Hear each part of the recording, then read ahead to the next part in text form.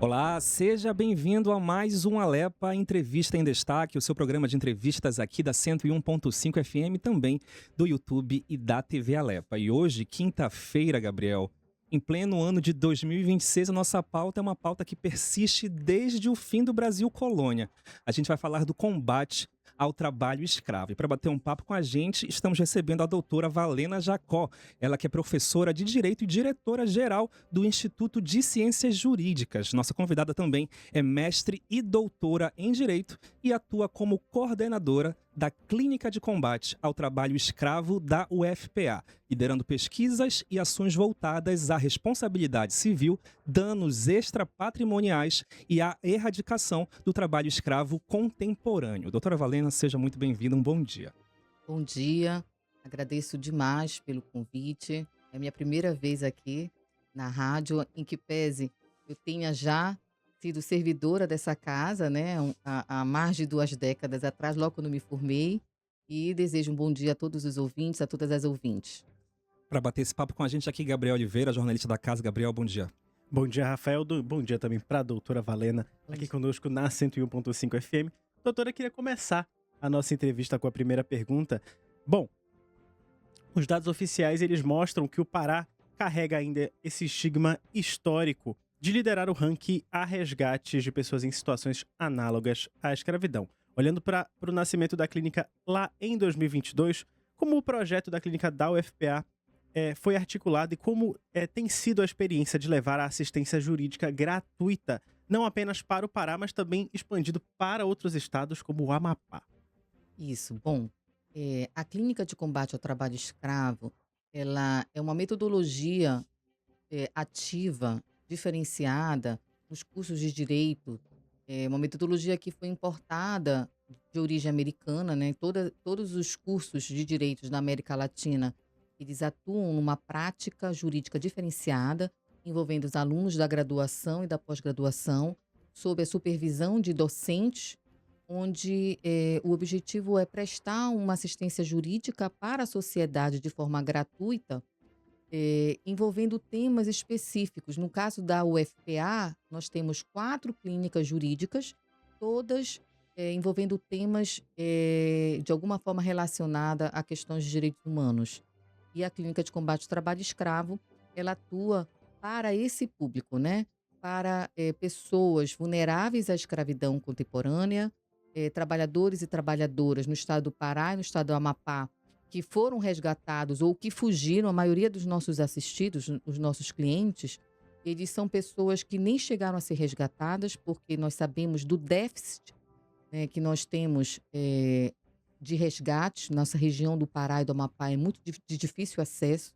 São poucas equipes do Grupo Móvel Nacional e Estadual que, ao receberem as denúncias, é toda uma mega operação que tem que envolver toda uma questão de segurança com a Polícia Rodoviária Federal, a Polícia Federal. Olha só. Então, a maioria das denúncias, elas acabam não sendo fiscalizadas a tempo. Esses trabalhadores não aguentam ficar esperando. Quando eles acabam tendo conhecimento de que são vítimas da escravidão contemporânea, às vezes eles nem sabem que foram escravos. Às vezes eles vão no seu trabalho à busca de seus direitos trabalhistas, e lá no seu trabalho, com o convênio que nós temos com o Judiciário Trabalhista, com o Ministério Público do Trabalho, nós temos vários convênios com várias entidades da sociedade civil. Precisamos realizar um convênio aqui com essa Casa Legislativa. Isso é muito importante, porque além da assistência jurídica, que é a atividade de extensão que a clínica realiza, a gente também realiza atividades de ensino, com cursos que capacitam pessoas que estão na ponta, né? Sobre o que é o trabalho escravo, para que essas denúncias possam chegar. Também podemos oferecer cursos, né, na questão de como preparar projetos legislativos para essa pauta, né, da escravidão contemporânea. Então, fica aí uma dica da gente poder tentar e articular, né, com a Assembleia Legislativa do Estado do Pará, para que a gente possa restabelecer essa parceria.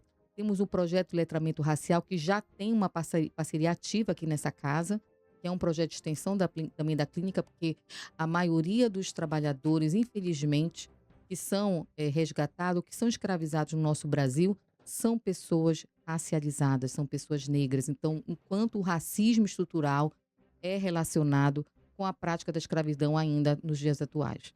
Então, a clínica ela é um projeto de pesquisa, ensino e extensão do curso de Direito, onde os nossos alunos, sob a supervisão dos professores, realizam essa assistência jurídica gratuita, realizam cursos de capacitação sobre o que é trabalho escravo para órgãos públicos, para a sociedade civil, para a advocacia e também realizam também pesquisa, né? Através das pesquisas na jurisprudência, a gente publica artigos científicos que são utilizados nos tribunais superiores. Nós somos amicus curiae de todos os processos envolvendo a escravidão contemporânea no STF. E temos uma participação agora, né, de fazer a sustentação oral nos tribunais superiores. Realizamos mês passado uma sustentação oral no TST que mudou totalmente um processo que havia ocorrido uma absolvição aqui no Tribunal Regional da 8ª Região e através da participação da clínica, com a sustentação oral de um aluno nosso do mestrado, nós conseguimos reverter a situação e o TST condenou para o trabalho escravo uma grande situação de resgate que tinha sido aí absolvida na nossa região. Então é um trabalho muito, muito exitoso. Doutora, como a senhora disse, em certos casos a pessoa nem sabe que ela está ali em um trabalho escravo. E a escravidão própria tomou outras faces, né? Então, desde que a clínica foi criada em 2022, é claro que esse trabalho de cooperação que é necessário, qual é o mapeamento que a senhora tem do Estado, de regiões mais críticas do Estado, até por questões dessa complexidade geográfica, e quais são os ramos, vamos dizer assim, de trabalho onde essas pessoas estão em situação análoga? Porque eu lembro agora, saltando a memória, reportagens em questões de mina de carvão, né? Por exemplo, a gente via. Quais são os tipos de atividades onde isso grita no Estado? A PADF, que é uma fundação, né, americana, ela realizou uma pesquisa que foi publicada até ano passado no estado do Pará, que confirma a informação de outras pesquisas anteriores que mostram que a cadeia produtiva no estado que mais realiza a exploração que mais usa da mão de obra escrava é a pecuária, infelizmente. Mas, em que pese a pecuária seja a cadeia que mais se utiliza da escravidão, a gente tem dados também nas nossas pesquisas de várias outras cadeias, né? Cadeia do dendê, cadeia do cacau, a própria cadeia do açaí, a mineração, infelizmente, tem uma pesquisa da UNODC no oeste do estado do Pará, envolvendo a questão dos garimpos. Então, a gente tem eu tenho uma disciplina no nosso mestrado profissional, que é Relações de Trabalho na Amazônia, onde a gente estuda como se dá as relações de trabalho na Amazônia e com foco no estado do Pará, das principais cadeias produtivas que se utiliza a mão de obra, né? E em todas as cadeias a gente acaba chegando na escravidão, né, contemporânea. Mas a principal é a pecuária e sul e sudeste do estado do Pará. Mas temos carvoejamento. Na clínica a gente tem um universo, uma gama muito grande. A maioria na área rural, mas vem crescendo também os dados e os casos que nós estamos acompanhando de trabalho escravo urbano. A escravidão doméstica é um dado que muito nos assusta, porque essas trabalhadoras acabam tendo muita dificuldade de se enxergar como trabalhadoras escravas, acaba tendo toda uma questão aí cultural e de aprisionamento que a gente fala, né, numa perspectiva aí emocional, que essas pessoas se veem como devedoras daquela família.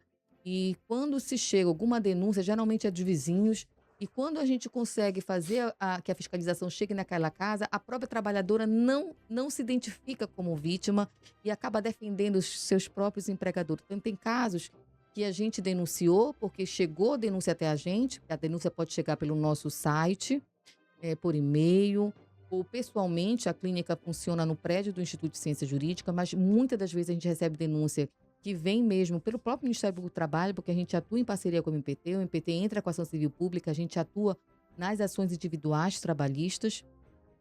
Também a própria Justiça do Trabalho, nas varas do interior do estado do Pará, quando o trabalhador chega lá, a Justiça do Trabalho, no convênio que nós temos com a Universidade, a Justiça, a gente recebe para poder fazer essa assistência jurídica gratuita para esses trabalhadores. E a própria sociedade civil, né, CPT, outras ONGs, sindicatos, a gente acaba recebendo. Porque pensem, essas pessoas, além de serem vítimas de uma forma cruel e mais danosa de exploração da mão de obra são pessoas vulneráveis, são pessoas que estão na pobreza total, sem nenhum benefício assistencial, e a clínica também dá esse suporte. Nós temos uma assistente social que funciona para fazer a ponte com os serviços de assistência social dos municípios, do estado, para que a gente possa fornecer para essas pessoas, né, um mínimo existencial, para que elas consigam aí, até esperar uma resposta do judiciário, sobreviver. E, infelizmente, né, é muito difícil a gente conseguir, é um passo ainda que está muito lento, do mapeamento da cadeia produtiva. Às vezes a gente ganha o processo, mas a gente não consegue dar para o trabalhador, a execução é frustrada, porque aquele que escravizou, ele não tem lastro nenhum econômico. E aí, mas aquele que se beneficiou, a grande empresa naquela cadeia, a gente tem dificuldade, tem que ter um serviço de inteligência para conseguir mapear e colocar também ele no polo passivo da ação trabalhista. Doutora, sobre esse processo de acompanhamento após a denúncia, quando vocês recebem a denúncia, vocês repassam para as autoridades que cooperam com a clínica, mas aí vocês também fazem esse serviço em loco, indo em locais onde acontece esse trabalho análogo? Bom, quando a gente recebe a denúncia, a gente geralmente recebe a denúncia do trabalhador, né, ou alguma entidade parceira que encaminha. Então a gente faz toda a escuta desse trabalhador, a gente investiga com as provas que o trabalhador tem, e muitas das vezes o trabalhador está naquele local ainda sendo escravizado, ele foge momentaneamente, vendo que tá alguma coisa errada, porque a maioria dos casos, a violência física ela é presente, a maioria dos casos a gente tem a presença da violência armada, da ameaça, os empregadores, os prepostos, né, os capangas, tão fortemente armados. Temos casos assim, tristes, né? Tem um caso de 1 ano e meio de um trabalhador que levou 4 tiros. E temos um caso também recente de um trabalhador que teve uma violência física brutal, teve o seu órgão, né, eh, eh, eh, eh, totalmente arrancado dele, né? Enfim, são casos assim muito, muito brutos, e a escravidão ela acaba estando junto com a escravidão, a violência, tanto física quanto a ameaça. Então, esses trabalhadores, chega o caso para a gente faz toda uma análise jurídica, encaminha a denúncia para o Ministério do Trabalho e Emprego, é um sistema próprio, o sistema IP. A gente entra em contato com Brasília para que eles possam iniciar aquela operação, se ainda tiver trabalhadores no local, né, da escravidão. Encaminhamos a denúncia para o Ministério Público do Trabalho e para o Ministério Público Federal, porque o MPF investiga a questão do processo criminal e o MPT a questão trabalhista. E, concomitantemente a isso tudo, a gente realiza a reclamação trabalhista individual. A gente aciona a Justiça do Trabalho, né? A gente não vai fazer o resgate daqueles trabalhadores que estão, porque é uma operação muito perigosa e a gente não tem, né? A gente não tem essa competência. A competência é da Auditoria Fiscal do Trabalho. A gente só subsidia com as provas que aquele trabalhador que fugiu, na grande maioria das vezes, nos fornece. E a gente entra com a ação trabalhista e a gente possibilita não só a entrada da ação, a gente possibilita a ida desses trabalhadores, das suas testemunhas, para as varas do trabalho. Pensem que não existe vara do trabalho em todos os municípios do estado do Pará. São poucos as comarcas trabalhistas. Então a gente tem que proporcionar que aquela ação não seja extinta sem julgamento do mérito. É necessário, por exemplo, agora tem um caso que tivemos 2 trabalhadores com as suas testemunhas que nós tivemos que proporcionar a ida deles para a vara de Marabá já 4 vezes. Então, tudo isso é um custo, e a clínica também, ela busca, através de projetos, o financiamento de todo esse custo, né? De levar esses trabalhadores para as audiências, passagem terrestre, às vezes é passagem aérea, custos com diárias, levar esses advogados que são os professores e os advogados residentes da clínica, que são alunos do mestrado e doutorado, para poder realizar essas audiências, enfim. Então, a gente tem um trabalho, né, que é um trabalho que não é um trabalho simples, é um trabalho totalmente gratuito, mas que precisa desse financiamento. E a gente busca esses editais, né? Editais, a gente está lutando para que o Fundo Estadual da Secretaria Estadual de Direitos Humanos, ele possa que já existe há mais de 2 anos, mas que ainda não recebeu nenhum recurso público, ele possa ser a base também do financiamento dessa política através da assistência jurídica gratuita para esses trabalhadores. Como a senhora disse, muitas vezes não existe o lastro financeiro entre o trabalhador e o empregador, vamos dizer assim. E muitas vezes o trabalhador pode até ir e vir, sair para casa, voltar, mas a gente sabe que em muitos casos ele sofre ali ameaças, né, quanto à sua integridade física. Muitas vezes existe um sistema de endividamento com o empregador, porque ele tem que solicitar do empregador coisas para serviços pessoais, né? A gente sabe de higiene, etc e tal. Então, o que é que geralmente leva ao estopim esse trabalhador quando ele traz uma denúncia? Bom, é bom a gente sempre falar do que significa o trabalho escravo hoje, né? O trabalho escravo, ele é um tipo penal cujo o nome no Código Penal é reduzir alguém à condição análoga ao de escravo. A gente, academicamente, a gente não gosta de usar essa expressão análoga ao de escravo, porque a gente acha que isso suaviza. Então, doutrinariamente, a gente usa a expressão trabalho escravo mesmo, trabalho escravo contemporâneo, trabalho escravo moderno. Mas como eu posso dizer que aquele trabalhador está sendo vítima da escravidão moderna, né, do análogo ao de escravo? O Código Penal, ele traz 4 características principais, 4 modos de execução deste crime, que é submeter o trabalhador a condições degradantes de trabalho, submeter o trabalhador a jornadas exaustivas, a trabalhos forçados, ou quando, de alguma forma, a restrição da liberdade desse trabalhador, liberdade essa que não apenas a ambulatorial, mas a própria liberdade mesmo de se autodeterminar, que a coação moral faz, a dívidas fraudulentas, a dívidas enganosas. Então, qualquer uma dessas hipóteses já pode caracterizar o trabalho escravo. Não é necessário que um caso concreto, todas essas hipóteses, todos esses modos de execução estejam presentes. Qualquer um desses modos. O que é mais comum nos casos? São as condições degradantes de trabalho. Mas, na grande maioria das vezes, nós temos sempre o elemento da dívida fraudulenta imposta, porque é uma forma que o empregador tem, ou o preposto daquele empregador tem, de manter o trabalhador cativo. Então, desde a contratação daquele trabalhador, o transporte do trabalhador até aquela fazenda, até aquele local de trabalho, ele vai debitando, vai fazendo uma espécie de caderninho de dívidas, que legalmente é tudo ilícito, tudo indevido, tá? Não tem nenhuma fundamentação legal para esses descontos indevidos. Existem nessas fazendas, nesses locais de trabalho, umas espécies de barracões que desde a época da borracha a gente tem esse sistema de aviamento, né? Conhecido como truck system, onde o fazendeiro, o empregador fornece produtos básicos de gêneros de alimentícios, de limpeza, até instrumentos de trabalho que é proibido por lei, o empregador tem que dar, né, os instrumentos de trabalho, os EPIs também. Tudo isso o empregador deixa nesse barracão, né, por terceiras pessoas, para explorar cada vez mais o empregado, no sentido de que vai fazer uma dívida e aquele trabalhador, no final do mês, não recebe seu salário porque a dívida está maior do que o que ele teria que receber. É aquele sistema, né, na Amazônia que ainda, infelizmente, ocorre, né? E isso faz com que aquele trabalhador fique cativo, fica com medo e vai denunciar quem? Aquele grande empregador, né? Que geralmente está aliado a grandes políticos da região, do município.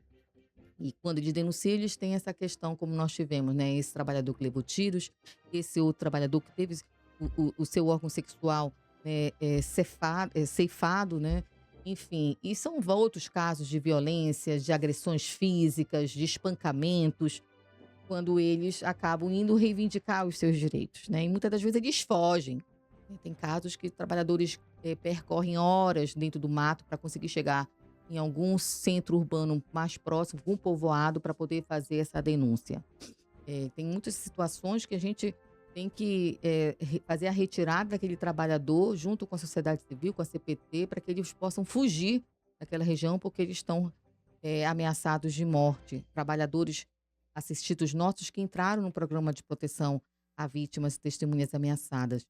Então, é importante a gente fazer essa formação também, a gente explicar para os servidores públicos, para a sociedade civil, o que significa submeter alguém a trabalho escravo.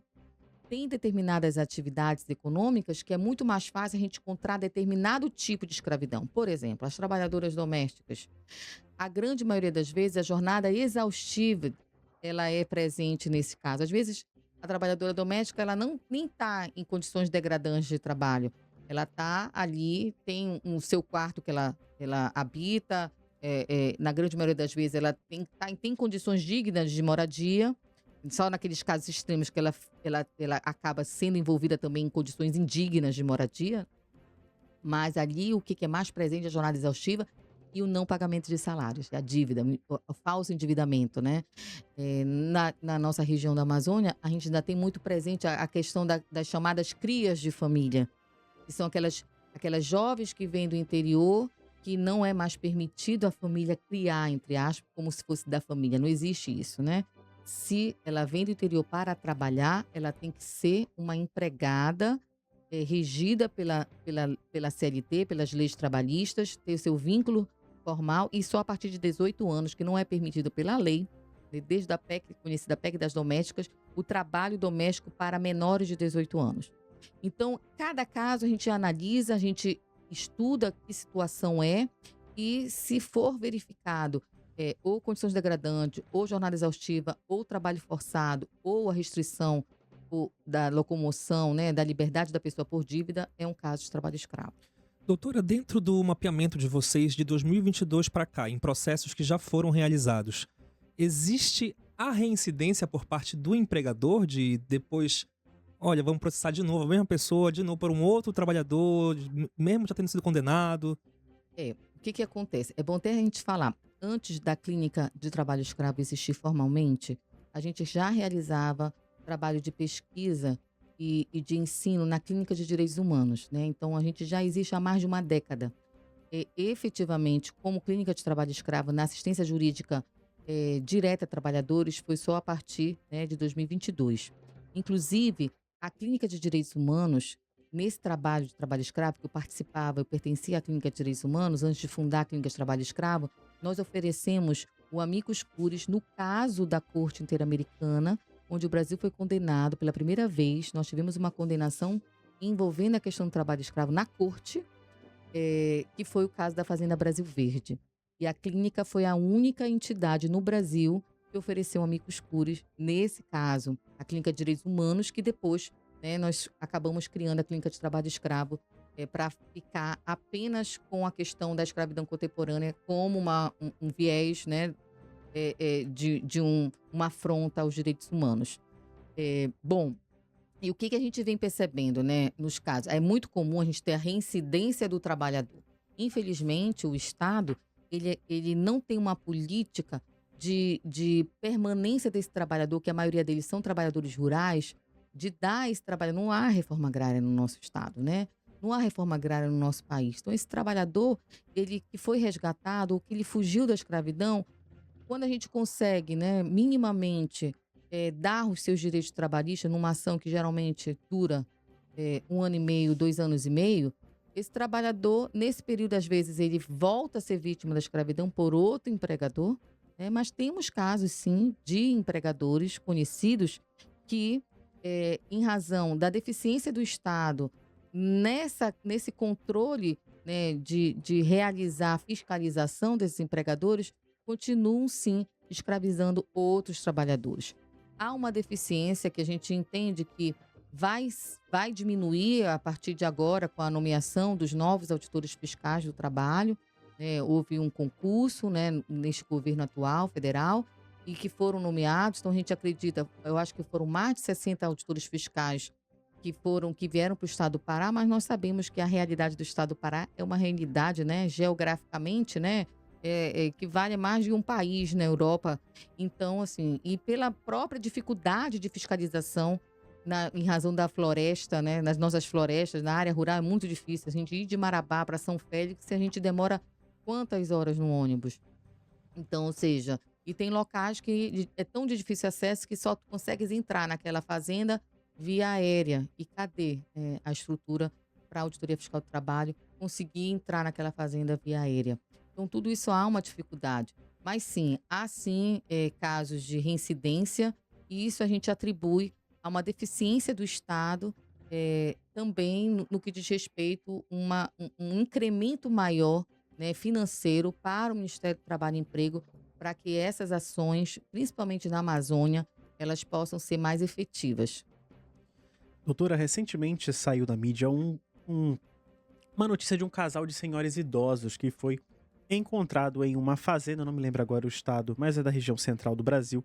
E eu queria saber se é comum, ou pelo menos há casos mais numerosos aqui no Pará, de casais ou famílias que estão nessa situação, por exemplo, dentro de fazendas, ou se os casos eles são prioritariamente de pessoas sozinhas, de um indivíduo só, em situação análoga. Na realidade, geralmente é um grupo de trabalhadores que são aliciados e que vão, né, trabalhar em determinada atividade, determinada frente de trabalho. A pecuária em si, ela não envolve uma quantidade grande de trabalhadores quando a pecuária já está estabelecida. Mas quando eu tenho que, por exemplo, derrubar a mata para poder plantar o pasto, esse início da atividade pecuária, ela vai ter um número maior de trabalhadores envolvidos. Tem casos que os trabalhadores vão com a sua família, né? Vão com a sua esposa, com seus filhos. E aí tem situações que a gente encontra também trabalho escravo infantil, envolvendo também a presença dos filhos desses trabalhadores e as mulheres que muitas das vezes acabam sendo invisibilizadas até na própria fiscalização, né? São mulheres que acabam fazendo o trabalho aí de cozinheira daquele grupo de trabalhadores e que também merecem ter os seus direitos trabalhistas, né, garantidos. E aí a gente também tem esse olhar diferenciado quando a gente encontra uma mulher, esposa de algum trabalhador, que está ali numa rotina, que acorda 4 da manhã para fazer o café da manhã dos trabalhadores. Continua o trabalho fazendo o almoço, né? E depois, quando os trabalhadores chegam da frente de trabalho, ainda fazem o jantar. Elas têm uma rotina de trabalho que muitas das vezes é invisibilizada. Atividade, por exemplo, de garimpo é muito comum. Tu ter as cozinheiras que vão para aquele garimpo para realizar essa atividade também, e a gente coloca também elas como trabalhadoras escravas neste contexto. Mas também temos casos de que o trabalhador vai com a sua família, né? Como às vezes, eles são contratados para passar uma temporada, já vários meses, eles levam a família. Tem algumas atividades econômicas, por exemplo, na produção da farinha, que a gente vai encontrar crianças ajudando suas mães, né, na produção da farinha. A gente encontra o trabalho infantil na atividade do cacau, na atividade do açaí. Isso aí é até público e notório. E a gente tem que fazer esse enquadramento quando o caso chega para a gente, dizendo que, além de ter o trabalho escravo do adulto, também nós temos a mão de obra infantil sendo escravizada. Quando ocorre o caso da mão de obra infantil, há um aumento na velocidade, na agilidade ou na prioridade de atender aquele caso por ter crianças e, por exemplo, mulheres envolvidas também no caso de trabalho análogo à escravidão? É, Juridicamente falando, nos processos judiciais, a gente já tem, né, o CNJ já estabeleceu uma meta. Quando tem caso de trabalho escravo, processo por trabalho escravo é a prioridade no julgamento.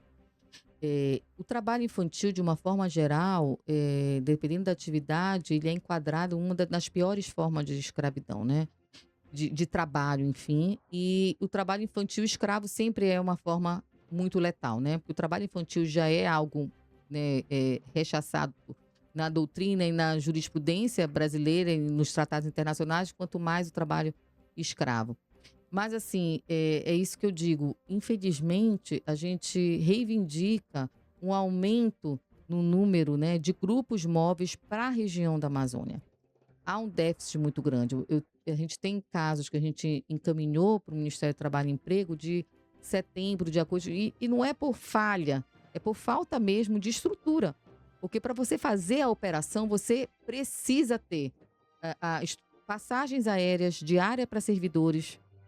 Tem casos de operações serem frustradas porque a polícia não conseguiu oferecer a diária para aqueles policiais federais, rodoviária federal, assim, na véspera da operação, e toda a operação ela é cancelada. Mas, por exemplo, a COP, ela acabou, em razão de todo o efetivo da Polícia Federal ter sido destacado para a COP, nós tivemos denúncias encaminhadas de setembro e outubro que só foram realizadas a operação agora, no mês passado. Porque depois ainda entrou a questão do inverno amazônico. Dificulta Então, bastante. há muita dificuldade, né? E a gente tem esse contato direto com Brasília, né? Com a Secretaria de Inspeção, para que e a gente vê que é um problema mesmo estrutural, né? De falta de recurso, de falta de meios para que essas operações ocorram com mais frequência.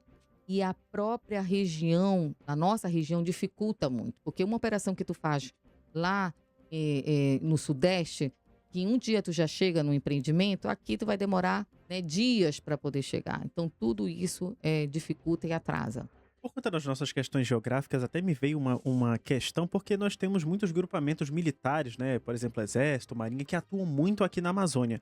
Durante as intervenções, é comum que tenha, por exemplo, o apoio dessas forças, já que eles são mais especializados principalmente nos combates ou projetos que têm a ver principalmente com a Amazônia, já que as forças militares são especializadas, né, no caso, com a É, floresta? Isso eu já não sei te informar. O que eu vejo mais é a Polícia Federal e a Polícia Rodoviária Federal. Muito comum a Polícia Rodoviária Federal.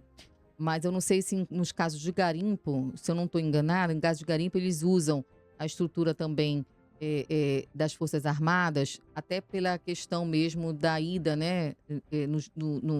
Já em região bem mais de Afastado. difícil acesso. Mas isso aí, de forma específica, como a gente não atua nessas operações, até por uma questão de segurança, né?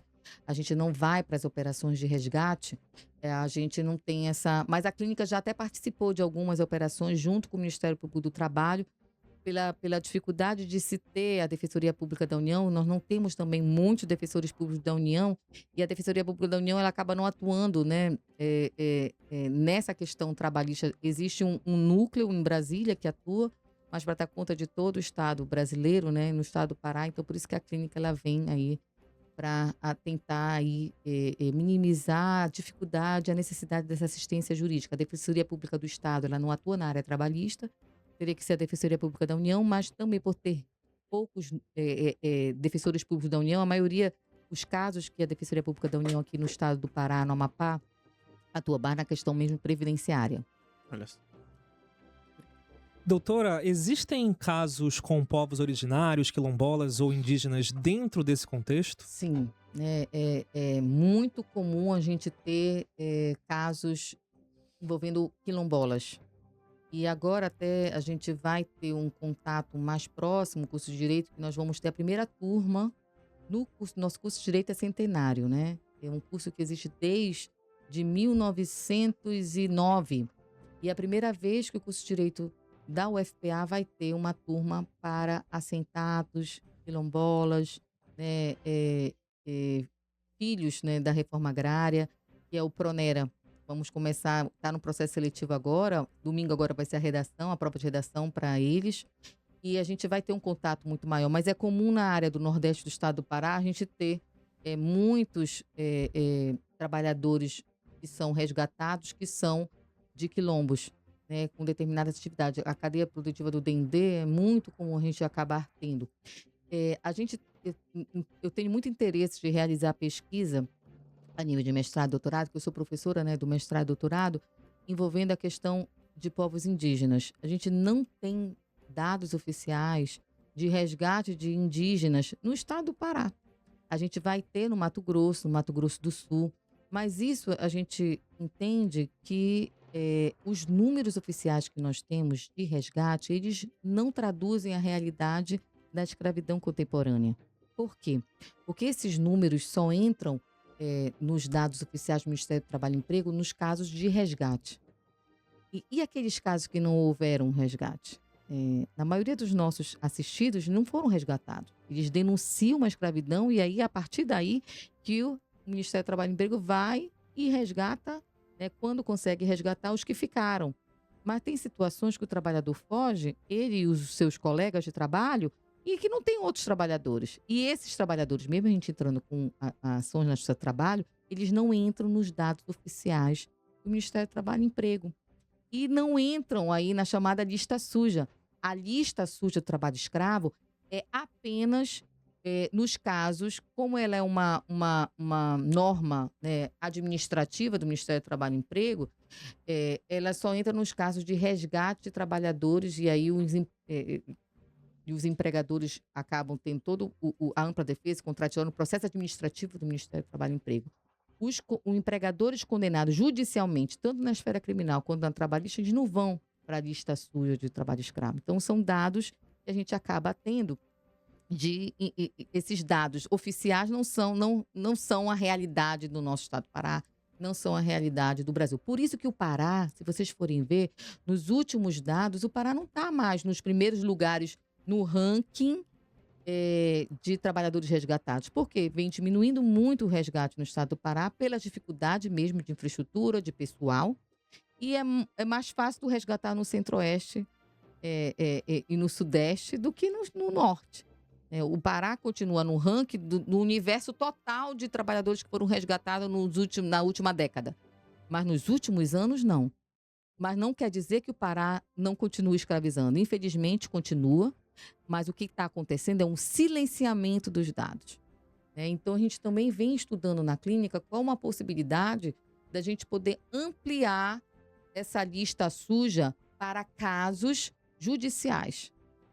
Para casos de pessoas que foram condenadas judicialmente e que não entraram na lista suja porque não houve um resgate na perspectiva administrativa do Ministério do Trabalho e Emprego. Tem casos que a gente consegue judicialmente a declaração daquele trabalhador foi escravo. A gente não consegue administrativamente, porque ele não chegou a ser resgatado. São duas coisas diferentes. E aí, essa pessoa que foi condenada judicialmente não entra nos dados oficiais do Ministério do Trabalho e Emprego, que apenas realiza esse ranking, esse cômputo nos casos do grupo móvel que vai lá e resgata administrativamente. Doutora, já que a senhora citou o curso de Direito também, a gente sabe que o curso de Direito ele te dá várias possibilidades, abre um leque, aí tu pode ir para várias áreas. Queria que a senhora falasse um pouco sobre o espaço Frei Henri Barin des Rosiers, é assim que fala? Sim. Que desde 2023 é o espaço físico da clínica. Como tem sido a procura pelo espaço, até dos alunos de Direito ou outros alunos transeuntes da UFPA? Na realidade, a Clínica de Trabalho Escravo, ela teve esse privilégio, essa honra de receber o nome, a CPT nos brindou. O nome da clínica é Clínica Frei Henri des Rosiers. O Frei Henri foi um advogado francês que liderou as denúncias de trabalho escravo. Ele fazia esse trabalho que a clínica faz hoje, de forma gratuita pela CPT, para esses trabalhadores. E na frente da clínica, no espaço da clínica, que funciona no hall do prédio do Instituto de Ciência Jurídica, nós temos uma foto linda do Frei Henri, cedida pela CPT, atendendo um trabalhador escravizado.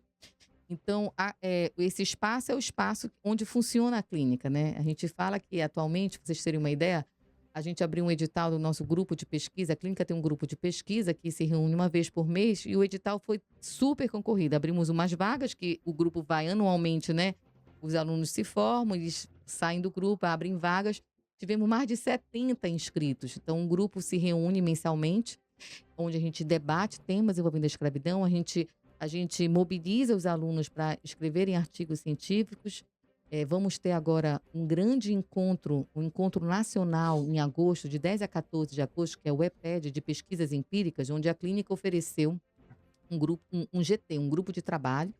E nós vamos ter, é um GT que mais teve artigos encaminhados para discutir sobre a escravidão contemporânea, né? E vai ser uma semana, pessoas do Brasil inteiro que irão debater as suas pesquisas envolvendo as pesquisas empíricas envolvendo vários temas do direito. E assim, a clínica ela é muito visada pelos alunos. Os alunos entram, conhecem, né, o trabalho que a clínica vem desenvolvendo. Quando a gente abre edital para seleção de estagiário, para seleção de advogados residentes, que são alunos do mestrado e doutorado, há uma disputa muito grande, então isso é muito importante. Quem dera, é por isso que a gente busca editais, porque quanto mais bolsas a gente tiver para esses alunos, né, onde eles realizam estágio, é melhor. Tanto para que ele, quando se formar, ele possa ter uma advocacia ou um trabalho, né, aonde ele for trabalhar como delegado, como juiz, como procurador, como promotor, ele tenha esse conhecimento sobre a escravidão ele possa, né, ter uma empatia na solução desses casos, né, e ter uma vivência diferenciada. A clínica funciona todos os dias da semana, aberta, de segunda a sexta, Todos os dias, de manhã e de tarde, né, no horário comercial. dentro do E instituto. dentro do instituto, e a gente tem polos avançados da clínica, que são as parcerias que nós fizemos com as universidades. A Unifespa, nós temos uma sala, né, que foi inaugurada em Marabá. Nós temos 2 professores da Unifespa, integrantes da Clínica de Trabalho Escravo, nessa parceria da Clínica de Trabalho Escravo da UFPA com a Unifespa. Temos também agora, desde agosto do ano passado, a parceria com a Unifap. Nós temos uma professora e uma residente em Macapá, com a Clínica de Direitos Humanos. Então, temos uma sala também para atendimento de trabalhadores na Unifap.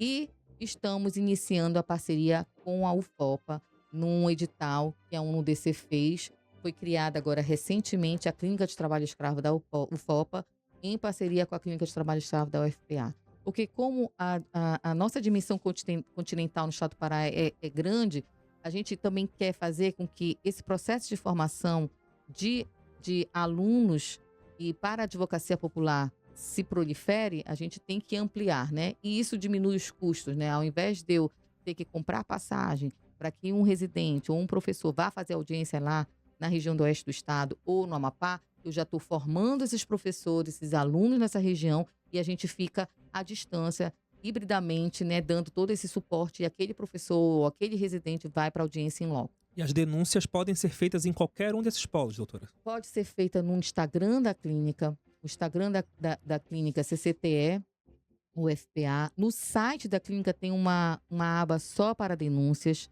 né? O trabalhador pode ir numa vara do trabalho e pedir, né, que como tem esse convênio do TRT com a clínica, pedir na hora da assistência para que possa ter a clínica de trabalho escravo sendo a sua, deixando esse serviço jurídico gratuito para eles.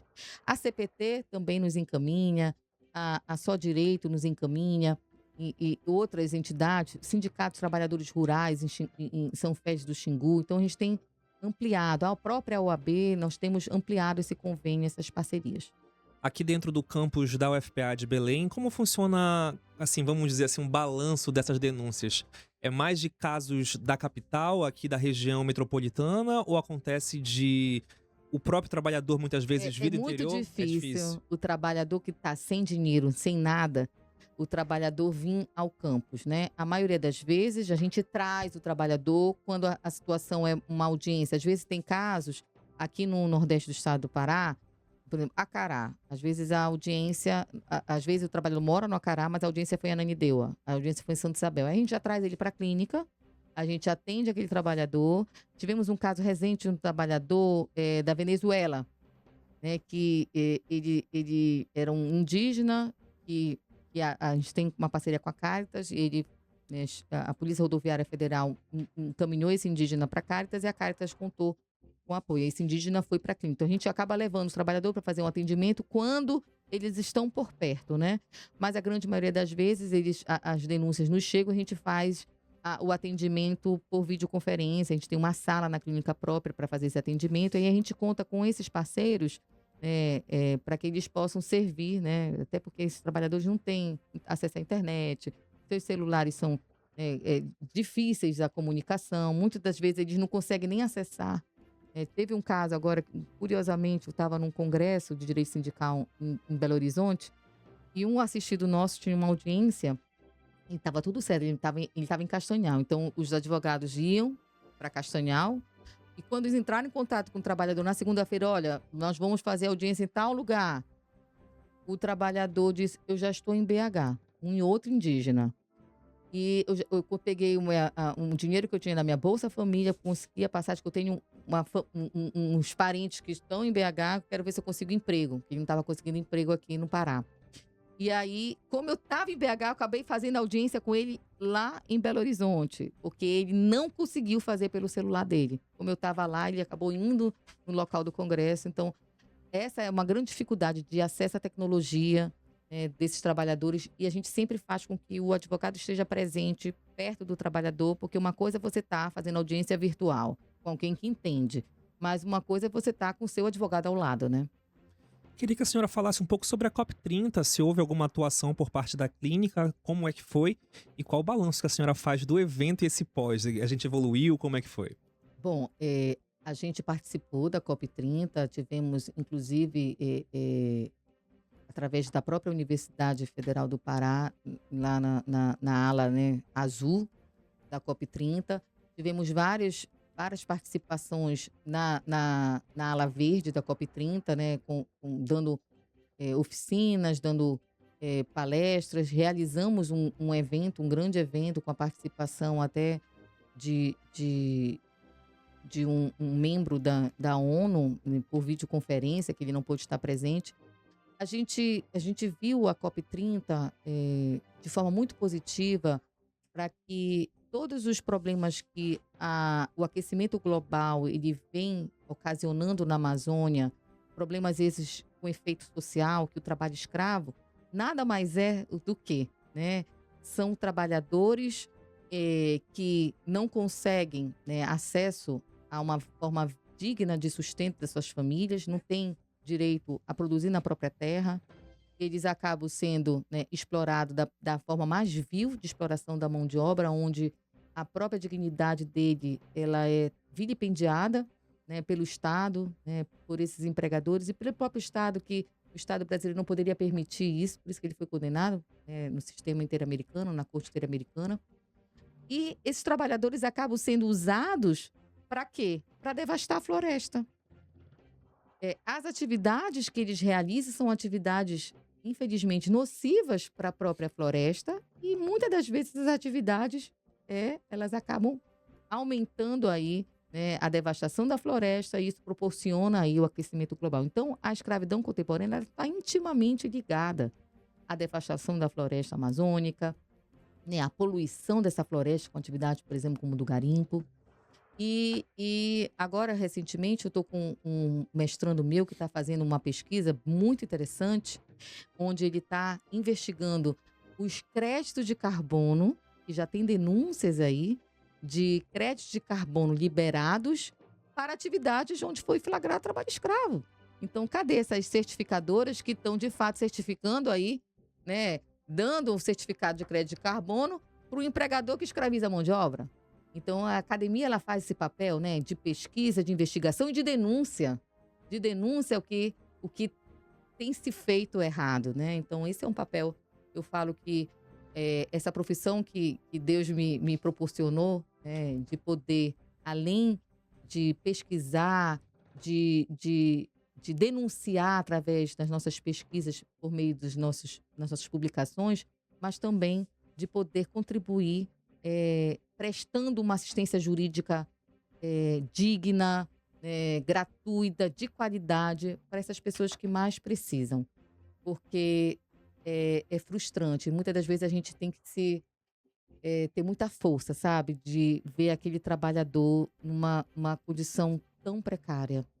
Gente, assim, às vezes a gente não consegue segurar as lágrimas. E são pessoas tão humildes, são pessoas que não se acham...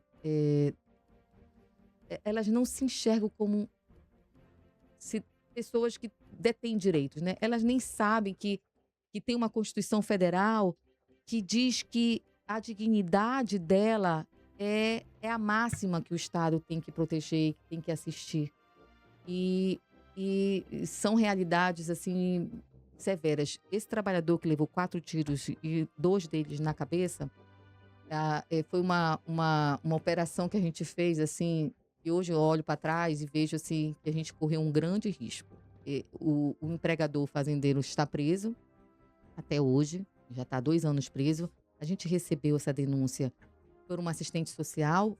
A clínica fez um curso dentro do projeto que ela é financiada pela PADF na região para assistentes sociais.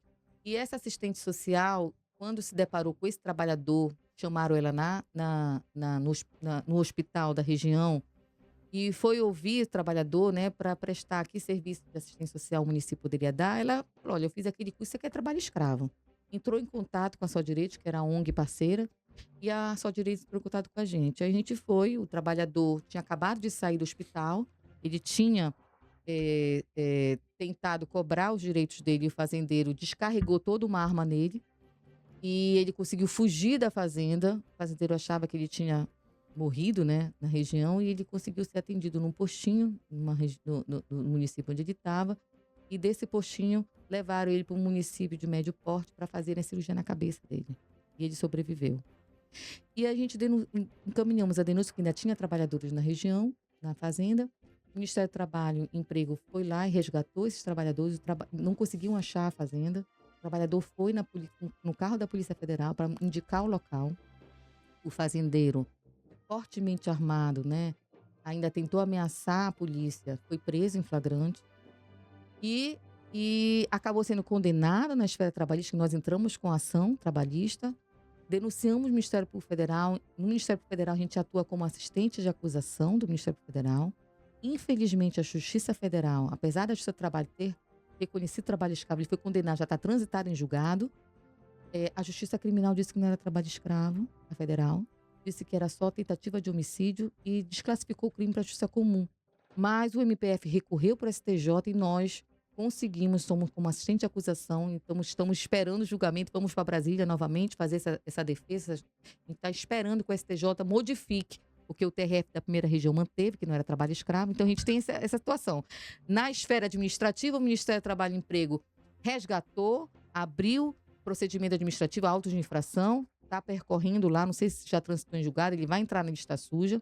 A Justiça do Trabalho reconheceu o trabalho escravo, condenou o trabalho escravo, e a Justiça Federal, na parte criminal, disse que não era trabalho escravo. Olha o controle, né? Então a gente tem independências, né? O que aconteceu nesse caso? A gente contaram com o delegado da Polícia Federal na região e ele falou: olha, eu queria, doutora, que a senhora viesse aqui. Não vou dizer município distante, no sudeste do estado. Venha aqui.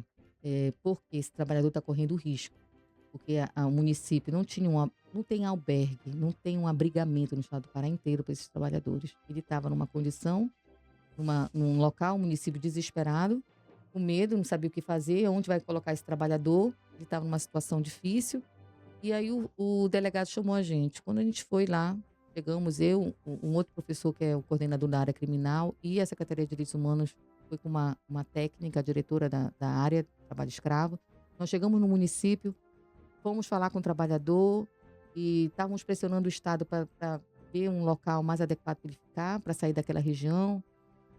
O delegado nos mostrou, olha, conseguimos a quebra do sigilo, né, telefone dele, e aí ele mostrava assim, o quanto esse trabalhador estava sendo, correndo risco de vida, né? De agentes do próprio Estado, da própria polícia local, percorrendo onde estava o trabalhador, indo atrás do trabalhador. O que nós fizemos? Pegamos esse trabalhador com a cara e com a coragem e trouxemos o trabalhador, né, para a região mais próxima. E ali naquela região ele iria correr risco. Colocamos ele num ônibus e trouxemos o trabalhador e graças a Deus esse trabalhador não teve a sua vida ceifada, mas ele estava correndo risco de vida. E a gente pegou, me lembro que a gente foi, comprou roupa, o trabalhador só tinha a roupinha dele num saco plástico no supermercado. Compramos sapato, compramos roupa, e tiramos o trabalhador daquela região, porque se a gente fosse esperar o Estado agir, o trabalhador poderia morrer.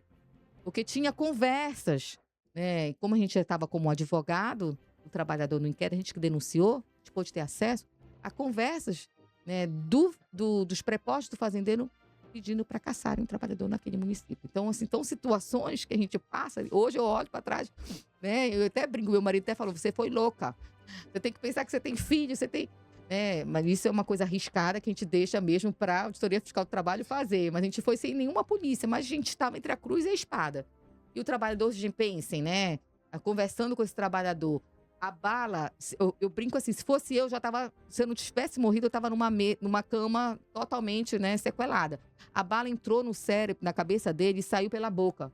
O único problema que ele teve foi, perdeu 3 dentes. Meu Deus, que sorte. 3 dentes. Aí ficou com o braço com dificuldade, tem que fazer fisioterapia. E os outros tiros foram, assim, entraram e saíram, não teve nenhuma sequela neurológica.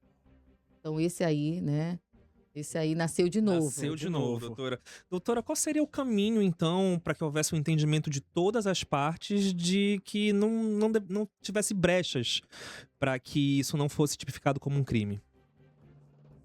O caminho é um problema muito estrutural, né? É um problema que vem desde a questão racial, do racismo, e a gente não teve uma solução. O Estado brasileiro, quando teve aquela abolição formal da escravidão no Brasil, ele não deu uma solução para isso. Ele deixou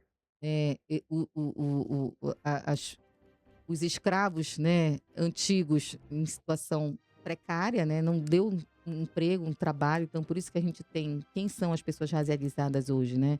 São as pessoas que estão nesse nível de pobreza acentuado no nosso país, que são vítimas da escravidão. Se você vai no presídio, quem é a maioria das pessoas que estão naquele presídio? Né? São pessoas racializadas, isso é tudo fruto de uma precária, entre aspas, da abolição de uma escravidão que não aconteceu, né? Infelizmente. E tem uma questão mesmo do próprio sistema capitalista, né? A forma como esse capitalismo ele acaba sendo usado e aplicado no nosso país. Ele acaba acentuando as desigualdades sociais. Então, assim, é uma questão muito estrutural. Eu falo que, se enquanto a gente não tiver reforma agrária efetiva para garantir para esses trabalhadores rurais, né, o seu sustento, a sua permanência de forma digna na terra, eles sempre vão ser vítimas, porque entre a miséria total que eles estão passando, eles são presas fáceis para serem aliciados com falsas propostas de trabalho, porque ninguém é escravizado sabendo que vai ser escravizado. Ele sempre é ali, ele é enganado. Ele é chamado para uma frente de trabalho porque ele vai ganhar, né, um valor considerável, e ele sai da sua casa, né, para arranjar esse trabalho, e muitas das vezes eles acabam se perdendo, né? Eles acabam... eles nem voltam para sua casa, eles ficam sendo peões de trecho. Pegam um trabalho aqui, são escravizados ali, saem daquele trabalho com R$ 100 no máximo, enfim. E a maioria deles, eles só vão reivindicar seus direitos quando eles têm um pouquinho mais de consciência de classe, consciência de que eles têm algum direito trabalhista. Ou quando eles foram vítimas de uma escravidão bem perversa, quando há violência, quando há ameaça, e aí eles se sentem amedrontados, aí eles vão socorrer do Estado, né, e vão denunciar esse caso, essa situação. Bom, doutora, para encerrar aqui, vamos fazer um ping-pong, então? Então, bora lá. Iniciar o nosso ping-pong. Fazer Ai, meu Deus, será que eu vou conseguir? Ah, não se preocupe. É coisa simples. Doutora, antes da gente iniciar o ping-pong, tem uma pergunta aqui de um ouvinte sobre a questão do pós-resgate. Se depois que o trabalhador ele é libertado, a clínica ela tem alguma atuação para garantir que ele não tenha... primeiro, que ele tenha assistência jurídica e que ele acabe não voltando para esse ciclo de escravidão. Se a clínica consegue dar um encaminhamento, por exemplo, para um Sim. outro trabalho. Não, infelizmente a gente não tem esse... Quem dera que a gente pudesse encaminhar para um outro trabalho. A gente conta, né, com uma assistente social na clínica que ela, infelizmente, o que a gente tem que garantir para esse trabalhador? O nosso trabalho é jurídico, né, mas a gente aciona o Estado, que tem a obrigação legal, para prestar os serviços assistenciais básicos para esse trabalhador, os serviços de saúde, né, psicológicos. O SUS, ele tem toda uma estrutura de atendimento para trabalhadores vítimas da escravidão, que está nos planos nacionais, né, de combate ao trabalho escravo do governo brasileiro. A assistência social também tem todo um planejamento para assistência do trabalhador resgatado. Então, o que a gente faz por meio da assistência social da clínica é encaminhar esses trabalhadores para esses serviços, para que eles possam conseguir aquilo que publicamente o Estado brasileiro, o Estado paraense tem que garantir. Mas a gente ainda é muito precário, né? A gente ainda reivindica e a gente quer que haja mais políticas públicas voltadas para esses trabalhadores, para que eles possam, principalmente a de emprego, que é muito deficitário, para que eles possam ser encaminhados para empregos dignos. E esse é o problema, que aí eles acabam continuando na miséria e acabam sendo vítimas novamente, né, de outro processo de... Eles não têm uma capacitação, uma formação, e aí eles acabam sendo o quê? A única coisa que eles sabem fazer é prestar aquele serviço, aquela mão de obra, né, de trabalho, muitas das vezes, né, sem formação técnica alguma, aquilo que ele sabe fazer e ele acaba sendo escravizado novamente. Então, precisa ter existe um projeto muito interessante no Rio de Janeiro, no Mato Grosso do Sul, que precisa de financiamento para que a gente possa desenvolver, com clínicas também parceiras, né? Onde eles fazem o projeto de ação integrada, que é o PAI. Está tendo do nosso projeto da clínica inicial, a gente quer fazer um PAI aqui, que é toda uma formação profissional para esses trabalhadores em atividades que eles aprendem a fazer determinada atividade no sistema S mesmo, para que eles possam conseguir empregos mais dignos. Mas isso é todo um projeto que tem que ter. Por exemplo, o PAI no Mato Grosso, ele é realizado num campus da Universidade Federal do Mato Grosso, afastado, onde há toda uma formação. Eles aprendem a operar trator, eles aprendem a realizar atividades. Lá, a atividade rural, a monocultura é muito forte, né?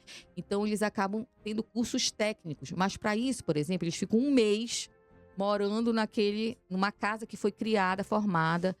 E aí, eles precisam receber pelo menos um salário. Eles recebem um salário mínimo para poder sair daquela sua atividade, para não passar fome com a sua família, para ficar desenvolvendo só aquela atividade de técnica de estudo, né? De formação. Então, esse é um projeto maravilhoso, mas é um projeto muito custoso. Então, a gente precisa ter, né, financiamento. Por isso que a gente reivindica aí que o FUNTRAD, que é um fundo estadual que foi criado nessa Casa Legislativa, né? Foi um projeto de lei encaminhado pelo governo do estado. Já existe a lei estadual, mas a gente precisa fazer com que esse fundo, de fato, ele vigore, né? Que o governo do estado repasse mais recursos para o fundo e que também outras entidades possam destinar recursos, né, de TACs, de ações civis públicas para esse fundo estadual. Inclusive, tinha até uma outra pergunta sobre justamente o FUNTRAD, né, que é o Fundo Estadual de Combate ao Trabalho Escravo, e como é que ele se relaciona com a clínica, mas a senhora acabou já de dar a resposta, eu lhe agradeço desde já. Agradecer aos nossos ouvintes também que estão mandando pergunta, Gabriel. Pode falar o nome do ouvinte, né, por favor. Bom, gente, uma das perguntas aqui do início era da nossa queridíssima Angelina. Essa última... Um abraço, Angelina.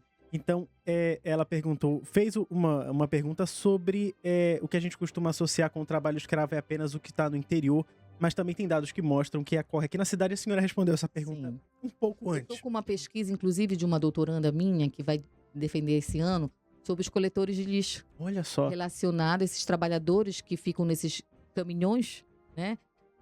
Relacionando isso a condições degradantes de trabalho. Como é que eles ficam ali, né?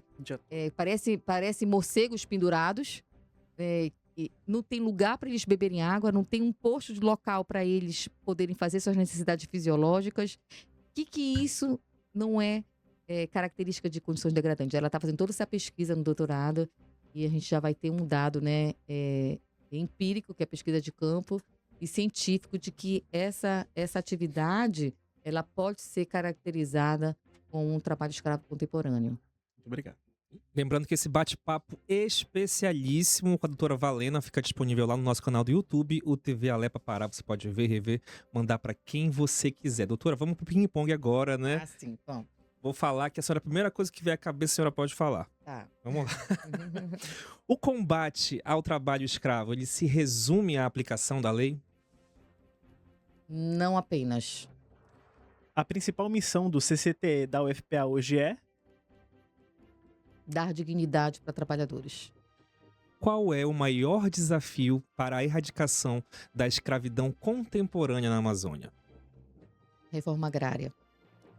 O que o cidadão comum deve fazer ao suspeitar de uma situação de trabalho análogo à escravidão? Denunciar para a clínica. E por fim, doutora, uma palavra que defina o legado do Frei Henry Buring. Empatia. Doutora, desde já agradecer pela sua vinda aqui, essa aula que a senhora deu pra gente. Queria que a senhora deixasse, é claro, mais uma vez os contatos da clínica para quem quiser acessar, acompanhar o trabalho e, é claro, denunciar.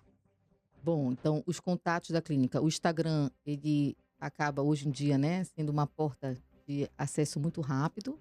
CCTE, UFPA, Clínica de Combate ao Trabalho Escravo, da UFPA. E o nosso site também, CCTE, da UFPA, ccte@ufpa.br é um e-mail.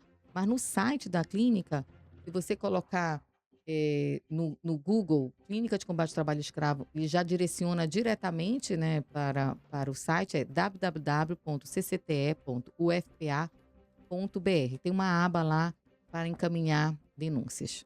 Doutora, muito obrigado. Obrigada, eu que agradeço. A gente agradece a doutora Valena Jacó, ela que é diretora-geral do Instituto de Ciências Jurídicas. Doutora, eu nem perguntei como é ser diretora desse instituto, que é um dos mais importantes, talvez o mais Sim. belo também da UFPA, não? Para mim, eu sou suspeita para falar. Eu já estou no segundo mandato, já estou 6 anos como diretora-geral. Eu sou cria da casa, eu sou aluna da graduação, do mestrado e doutorado. Então, eu tenho um amor, né, incondicional pelo curso de Direito, pelo Instituto de Ciência Jurídica. E ainda mais, que eu fui aluna do Núcleo Pedagógico Integrado. Minha mãe era professora da Universidade Federal do Pará. Então, assim, a minha vida se resume à UFPA, né? É a mamãe UFPA. E o Instituto de Ciência Jurídica, ele é um instituto que realiza uma missão muito importante, né? Uma missão de não apenas de formar juristas comprometidos com a justiça social, com os direitos humanos, mas também são vários projetos de extensão, atividades de retorno para a sociedade. Não só a Clínica de Trabalho Escravo, temos a Clínica de Atenção à Violência, onde os alunos realizam assistência jurídica gratuita para vítimas de violência, mulheres, pessoas LGBTs, idosos, agora com crescente, né, a onda de feminicídio. Temos a Clínica de Direitos Humanos, que realiza várias pesquisas envolvendo a questão dos direitos humanos na esfera ambiental, no meio ambiente, e também dos direitos humanos internacionais, com acesso direto, né, à Corte Interamericana de Direitos Humanos. E a Clínica Multidiversidade, que vem realizando um trabalho surpreendente em toda a Amazônia para prestar aí toda uma assistência jurídica para pessoas que não têm direito, né, ao reconhecimento das suas moradias, nas moradias urbanas. Elas acabam fazendo todo um processo administrativo para dar o título de propriedade para aquelas pessoas. Então, é um trabalho lindo que a Clínica Multidiversidade vem realizando, que é o ICJ, junto com o Instituto de Tecnologia, o ITEC de Engenharia. Mais uma vez, agradecer a presença da doutora Valena Jacó. E, Gabriel, esse bate-papo pode ser revisto lá no YouTube, né? Lembrando para você que acompanha a gente aqui na 101.5 FM que nós temos 2 canais no YouTube. O primeiro é o TV Alepa, onde a transmissão que você acompanha agora mesmo está acontecendo. E, por fim, o TV Alepa Pará, que é onde armazenam todos os nossos conteúdos produzidos aqui na 101.5, as matérias especiais, as sessões, as reportagens e também as entrevistas como essa com a doutora Valena Jacó. Esse Alepa Entrevista termina aqui. A gente vai para um rápido intervalo. São 11 horas e 26 minutos em Belém, 30 graus.